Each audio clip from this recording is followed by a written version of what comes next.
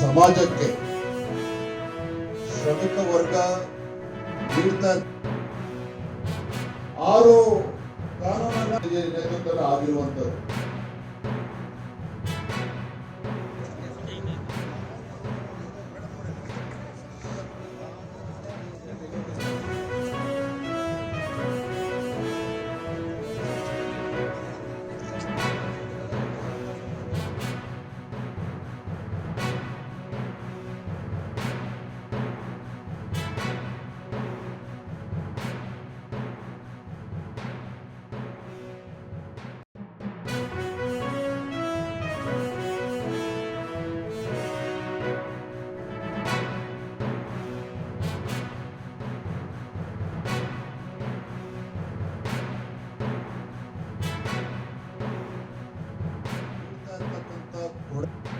ಭಾರತ 2047 ಇಸ್ವಿಗೆ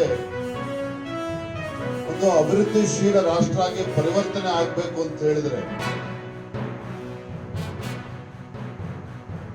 ನಮ್ಮ ಶ್ರಮಿಕ ವರ್ಗದ ಪಾತ್ರವು ಕೂಡ ಬಹಳ ಮಹತ್ವವಾಗಿರ್ತಕ್ಕಂಥದ್ದು.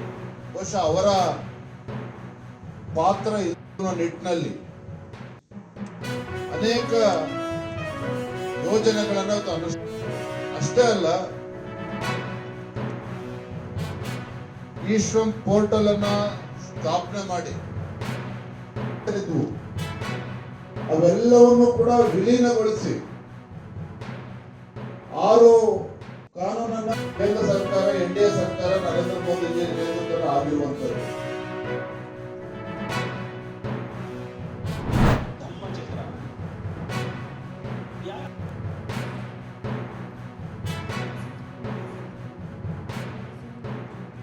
ಸಿಕ್ಕಿದ್ದು ನಂದಿ ಸರಿ ಕಡೆ ತಿರುಗಲಿ ಸರ್.